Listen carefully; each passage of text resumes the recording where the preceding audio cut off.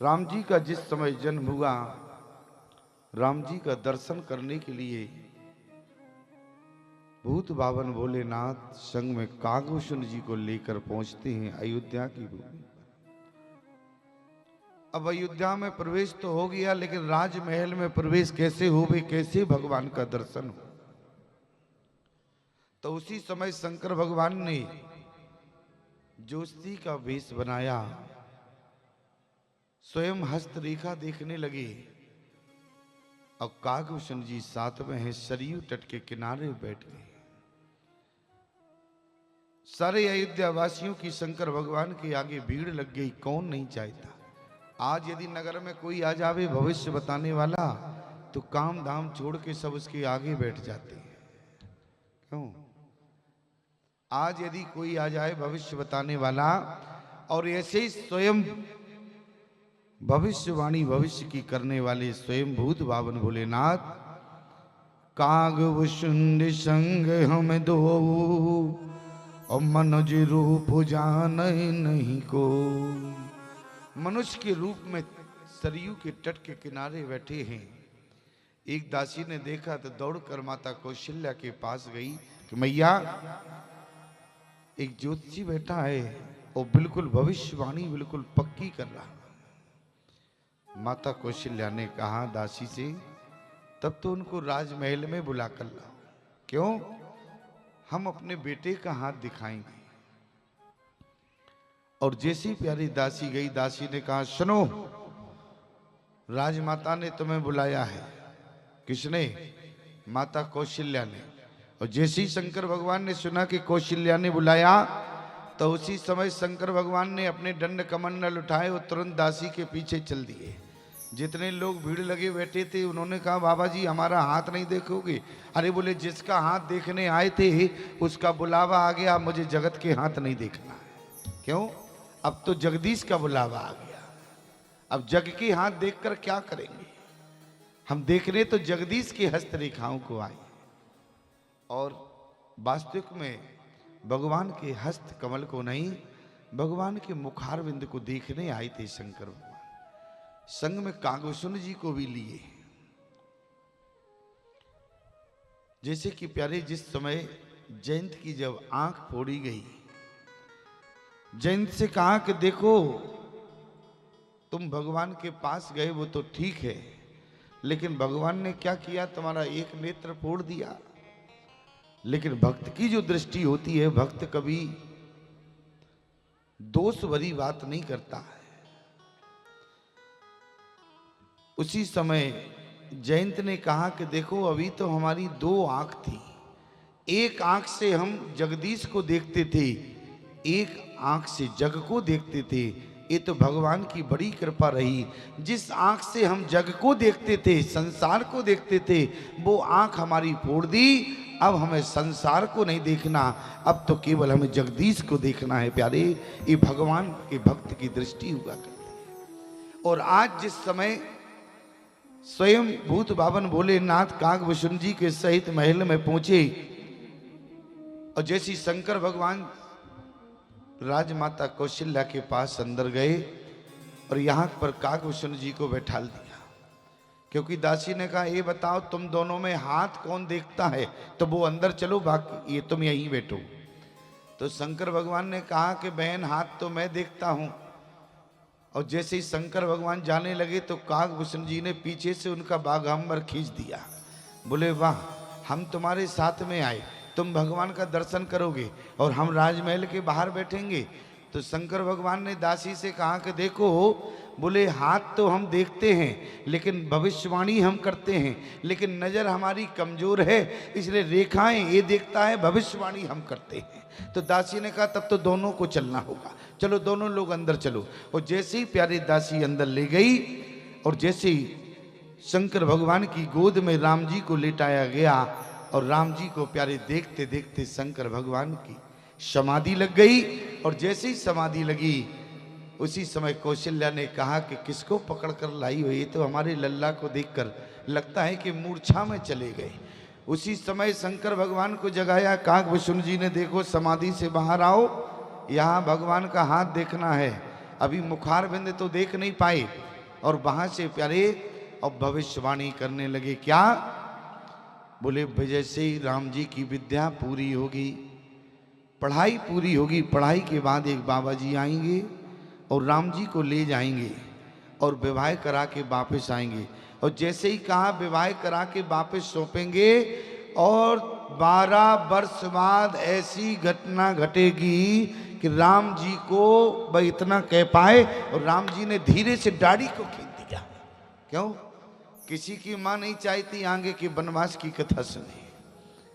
राम जी ने कहा देखो इतना ही हाथ देखना ठीक था, अब ज्यादा हाथ मत देखो। लेकिन प्यारे क्या हुआ? शंकर भगवान वहां से काकभूषण जी को लेकर चले आए, लेकिन भगवान का मुखारविंद ठीक से देख नहीं पाए।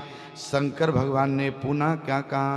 और एक कयो निज चोरी, और एक कहो निज चोरी, सुन गिर जाती दृढ़मति तोरी, सुन गिर जायति दृढ़मति तोरी, काकभूषण संग हम दो,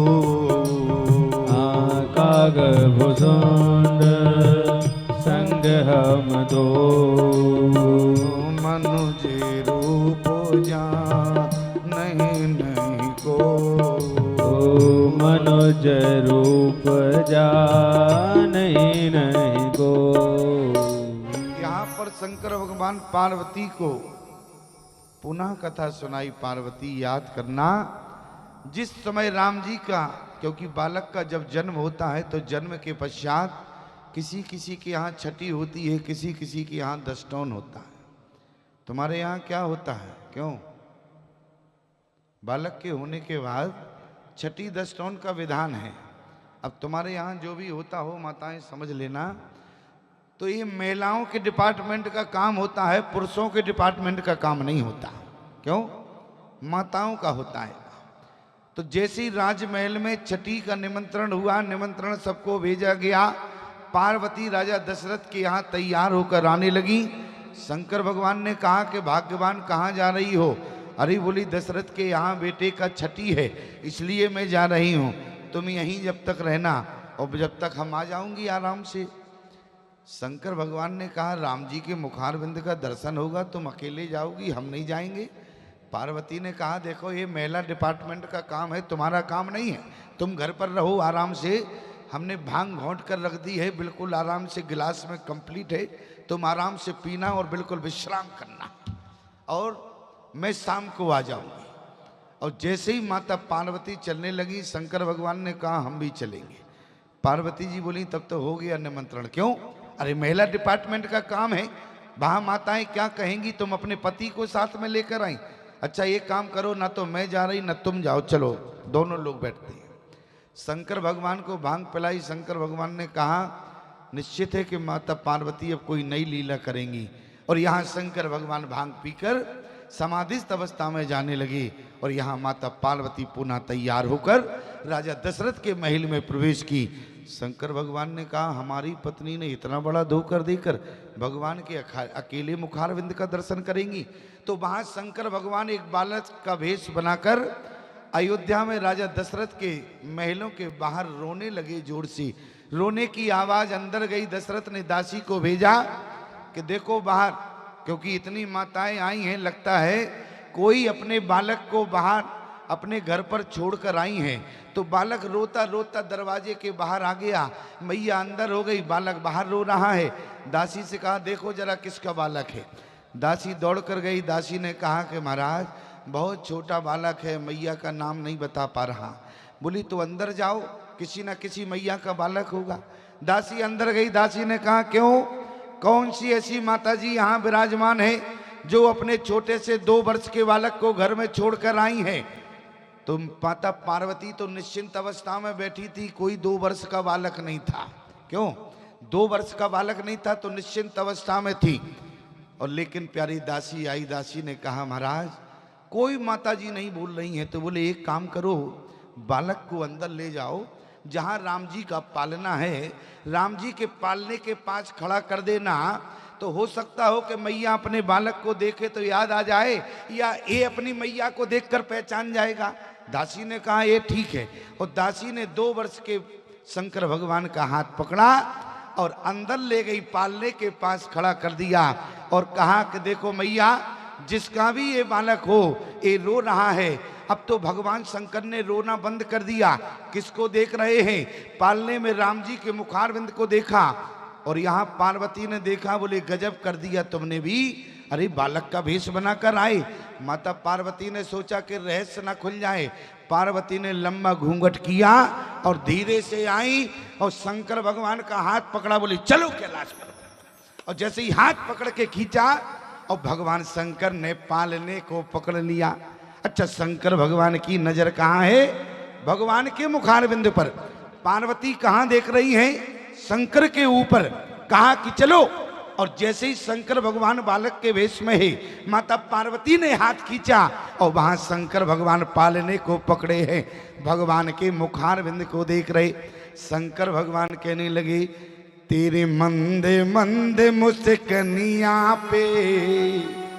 यहां भगवान की महिमा देखो, वहां पहले आए तो देख नहीं पाए, मदारी बनकर आए तो राम जी का दर्शन नहीं हुआ, लेकिन आज प्यारे 2 वर्ष के बालक बनकर आए तो पाले को पकड़ लिया, लेकिन माता पार्वती दर्शन नहीं करने दे रही। और यहाँ शंकर भगवान, तेरे मंदे मंदे मुस्कनिया पे बलिहारे राघव जो, बलिहारे राघव जो। तेरी बंद बंद मुस्कनिया पे, तेरी बंद बंद मुस्कनिया, बलिहार राघव जी, बलिहार राघव जो, बलिहार राघव जो, बलिहार राघव जो। तेरी मंद मंद मुस्कनिया, तेरी मंद मंद मुस्कनिया पे बलिहार राघव जो, बलिहार राघव जो, बलिहार राघव जो, बलिहार राघव जो।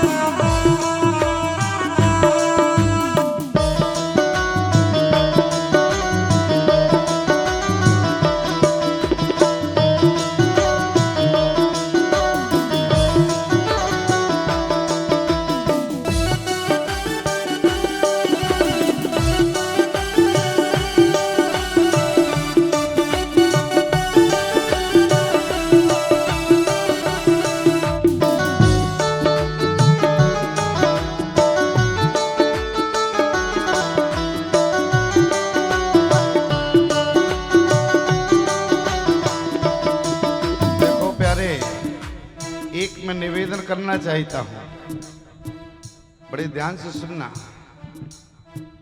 जब तक आपका मन निर्मल नहीं होगा तब तक परमात्मा तुम्हें स्वीकार नहीं करेगा। क्यों? इस बात को तो स्वीकार करते हो क्या? जब तक आपका अंतःकरण निर्मल नहीं होगा तब तक परमात्मा हमें स्वीकार नहीं करेगा, और हम केवल पापों के कारण भगवान से दूर हैं। भगवान से हमारी दूरी का कारण क्या है? कि हमारा मन जो है निर्मल नहीं, मन हमारा पवित्र नहीं है। ध्यान देना प्यारे, तो मन पवित्र कैसे होता है? एक हमारे शास्त्र में मंत्र है, क्या? बोले अपवित्रा पवित्रो वा सर्वावस्थांगतोपि वा या स्मृत पुंडरीकाक्षम सावायाभ्यंतरा सोची। भीतर बाहर से पवित्र कर देता है, लेकिन इसमें गारंटी नहीं है कि मन अंदर होवे तब तो पवित्र होवे। क्यों? मान लो शास्त्री जी ने एक फूल उठाते हैं, लोटे में डालते हैं जल में। अच्छा, यही करते हैं कि नहीं? अच्छा देखो, कभी पूजन पे बैठे हो तो याद होगा, क्या शास्त्री जी फूल उठाते हैं, लोटे में डालते हैं जल में, और जैसे ही जल को में फूल को डुबाते हैं मंत्र क्या पढ़ते हैं? अपवित्रा पवित्रो वा सर्वावस्थांगतोपि वा या स्मृत पुण्डरीकाक्षाम सामायाभ्यंतरा शुचि। तो आपका मन पवित्र नहीं हुआ। क्यों? क्योंकि जिस समय शास्त्री ने जल छिड़का तो मन तो और कहीं था। जरा विचार करना, आप किसी पुनीत नदी में स्नान करने जावे तो आपका तन पवित्र होता है, मन पवित्र नहीं होता। आप कहेंगे स्वामी जी कैसी बात करते हो, हम पुनीत नदी में डुबकी लगावे, अरे जब तन पवित्र हो सकता है तो क्या मन पवित्र नहीं होगा? याद रखना, लोग गंगा में डुबकी लगाते हैं, बोले तन तो गंगा में होता है और मन जाके बोले बैग रखाता है बाहर। मन कहाँ होता है? नदी के बाहर आपका सामान रखाता है। अच्छा, इस बात को स्वीकार करते हो? अच्छा, प्राणी जब मंदिर में जाता है तो ईमानदारी से बताना, भगवान के दर्शन के बाद भी मन पवित्र होता है, लेकिन आप मंदिर में गए लेकिन इसके बाद भी आपका मन पवित्र नहीं हुआ। मन पवित्र हुआ क्या? आप कहेंगे स्वामी जी क्यों नहीं हुआ होगा? जब हम मंदिर में अंदर गए तो तन के साथ मन भी पहुंचा होगा। अरे मंदिर में जब प्राणी दर्शन करता है तो तन तो पहुंच जाता है, लेकिन मन आपका मंदिर के बाहर जूता चप्पल रखाता है। अच्छा, मैंने गलत कहा क्या?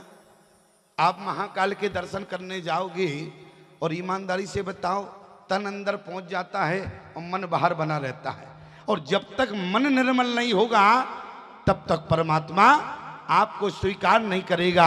लेकिन याद रखना प्यारे, भगवान की कथा एक ऐसा साधन है जो आपके तन को भी पवित्र करती है और मन को भी पवित्र करती है। प्यारी, ईमानदारी से बताना, यहाँ पर ऐसा कोई प्राणी नहीं होगा कि तन भी यहाँ है और मन भी भगवान की कथा में लगा। इसलिए प्यारे, भगवान की कथा ही एक ऐसा साधन है जो आपका तन और मन दोनों पवित्र करता है। आज शंकर भगवान ने जैसे राम जी की मुखार बिंद को देखा, तेरे मंदे मंदे मुस्कनिया पे, तेरे मंदे मंदे मुस्कनिया पे बलिहार राघव जो, बलिहार राघव जो, ओ बलिहार राघव जो, बलिहार राघव जो। देखो प्यारे, कम से कम भगवान के कीर्तन में, भगवान के नाम में तो ताली बजाया करो। क्यों? कोई दुर्भाग्यवश ऐसी रेखाएं होंगी तो वो भाग्य में बदल जाएंगी। इसलिए तेरे मंदे मंदे मुस्कनिया, तेरे मंदे मंदे मुस्कनिया पे बलिहार राघव जो, बलिहार राघव जो, बलिहार राघव जो, बलिहार राघव जो।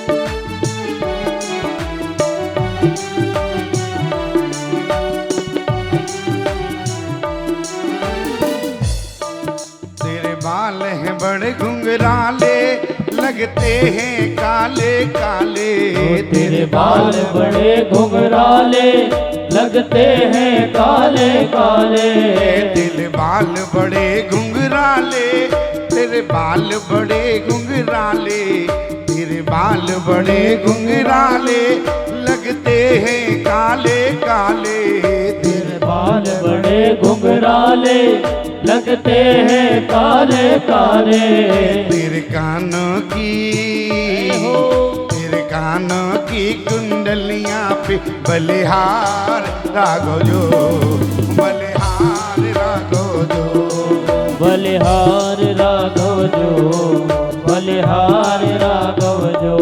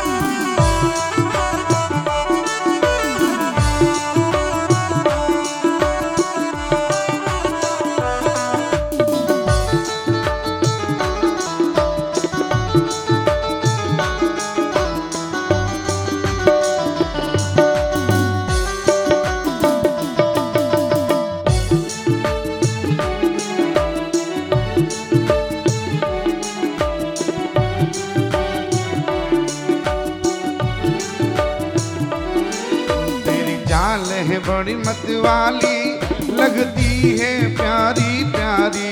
तेरी चाल बड़ी मतवाले, लगती है प्यारी प्यारे। तेरी चाल बड़ी मतवाली, लगती है प्यारी प्यारी। तेरी चाल बड़े मतवाले, लगती है प्यारे प्यारे। तेरे पाँवों की, तेरे पाँवों की पैजनिया पे बलिहार राघो जो, बलिहार राघो जो। ओ बलिहार राघव जो, बलिहार राघव जो।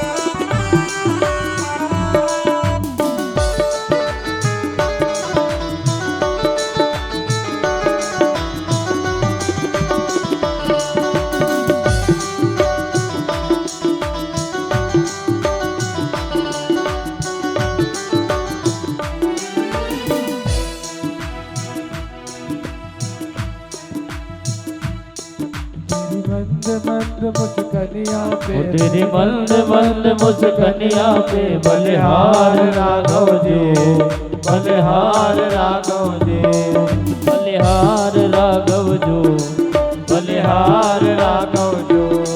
तेरी मंद मंद मुस्कनिया पे, तेरी मंद मंद मुस्कनिया पे बलिहार राघव जो, बलिहार राघव जो, बलिहार राघव जो, बलिहार राघव जो।